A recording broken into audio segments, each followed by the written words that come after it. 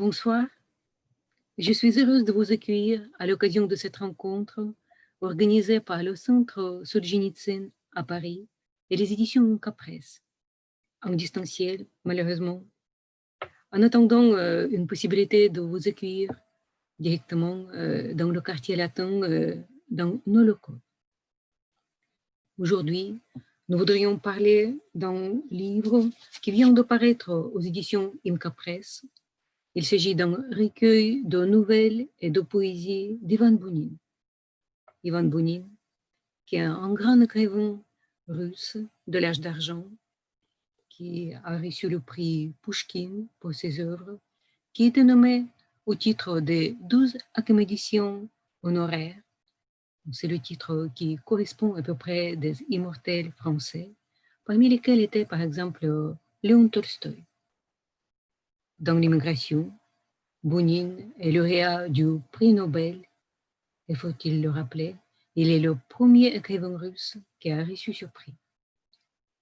Plusieurs écrivains français ont été passionnés par son œuvre, citons André Gide, Romain Rolland, Roger Martin Dugas, dont chacun a contribué dans la transmission de son héritage à son entourage. Par exemple, en été de 1922, Bounine est très attendu pour les rencontres à Pontigny, les rencontres de la résonance européenne où on accueille des célébrités du monde.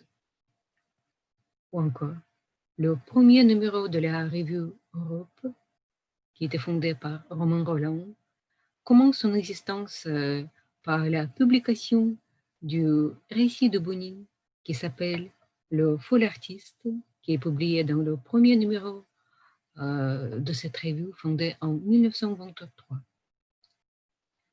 Bizarrement, malgré leurs efforts, Bounine reste peu connu en France, et cela est lié avant tout avec le manque de traductions ou avec les traductions qui sont insatisfaisantes. Pardon. C'est pour cette raison que les éditions Imca Press a décidé d'éditer un recueil de Bounine. Et on peut également rappeler que dans ces éditions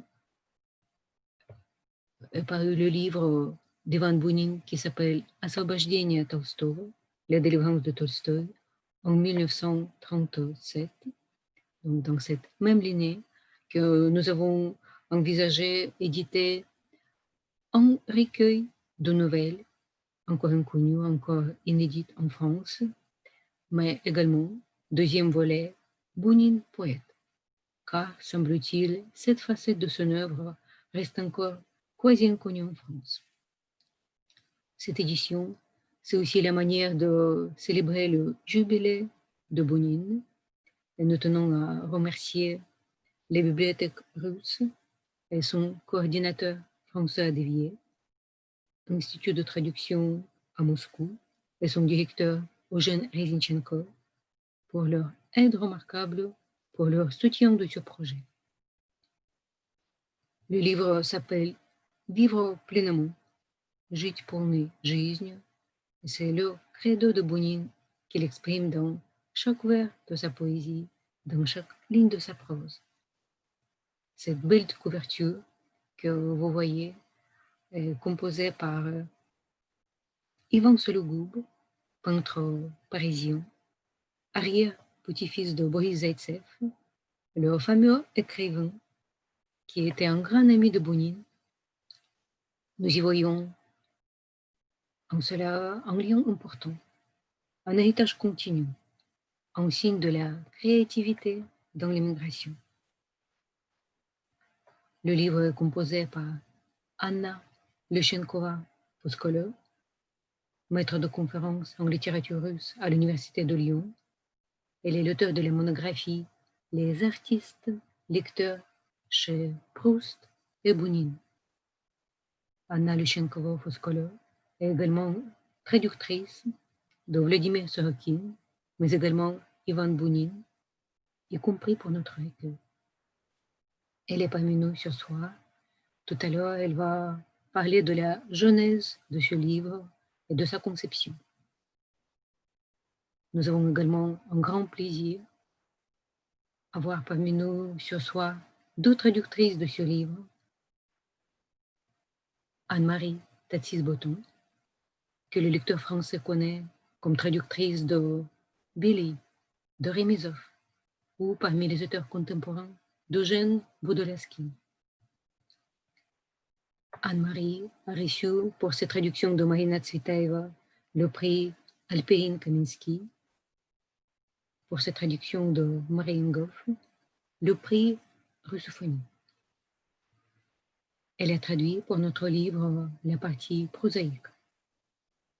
Concernant la partie poétique, elle est traduite par Hélène Henry, la traductrice de Ossip Mandelstam, d'Anna Akhmatova, d'Alexandre Solzhenitsyn poète, ou encore Hélène a traduit la totalité du théâtre poétique de Marina Tsvetaeva. Elle est également la traductrice de poètes contemporains, parmi lesquels Lev Rubinstein et Victor Krivulin. Encore, Hélène est une des traductrices de l'anthologie de la poésie russe du début du XXIe siècle, qui vient de paraître aux éditions Capresse. Hélène partage également ses grandes connaissances de la poésie russe, de la pratique même de la traduction des textes poétiques avec ses étudiants à l'ENS Ulm à Paris et à la Sorbonne. Le programme est riche, il s'annonce comme passionnant. Je vous propose de commencer avec la parole d'Anna Lushenkova-Foskolo concernant la conception de cet ouvrage.